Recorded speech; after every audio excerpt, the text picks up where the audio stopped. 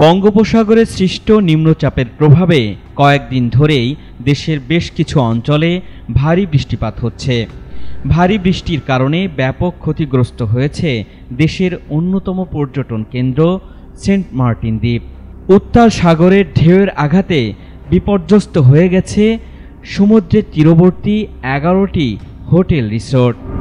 জোয়ারের পানি স্বাভাবিকের চেয়ে 1 থেকে 3 ফুট বেশি উচ্চতায় প্রবাহিত হওয়ায় দ্বীপের বিভিন্ন অংশের গাছপালা ভেঙে পড়েছে। আর এরই মধ্যে রাজধানী ঢাকাসহ 5 বিভাগে ভারী বৃষ্টি ও তীব্র ঝড়ের খবর জানিয়েছে আবহাওয়া অধিদপ্তর। আবহাওয়া অফিস জানিয়েছে, মঙ্গলবার সন্ধ্যা 6টার মধ্যে রাজশাহী, ঢাকা, খুলনা, বরিশাল ও চট্টগ্রাম বিভাগের অধিকাংশ জায়গায় এবং রংপুর, ময়মনসিংহ ও সিলেট বিভাগের অনেক জায়গায় অস্থায়ীভাবে দমকা হাওয়াসহ হালকা থেকে মাঝারি ধরনের বৃষ্টি, বজ্রসহ বৃষ্টিপাত হতে পারে।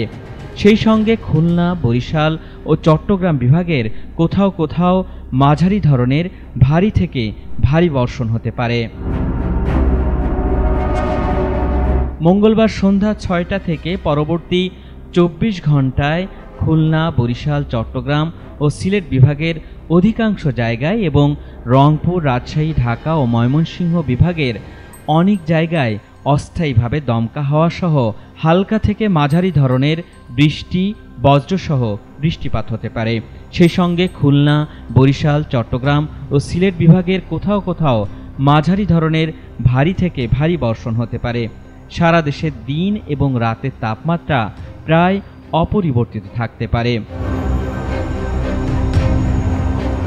বুধবারের আবহাওয়ার পূর্বাভাসে বলা হয়েছে, বুধবার সন্ধ্যা 6টা থেকে পরবর্তী 24 ঘন্টায় রংপুর, রাজশাহী, ময়মনসিংহ, ঢাকা, খুলনা, বরিশাল, চট্টগ্রাম ও সিলেট বিভাগের অনেক জায়গায় অস্থায়ীভাবে দমকা হাওয়া সহ হালকা থেকে মাঝারি ধরনের বৃষ্টি, বজ্রসহ বৃষ্টিপাত হতে পারে।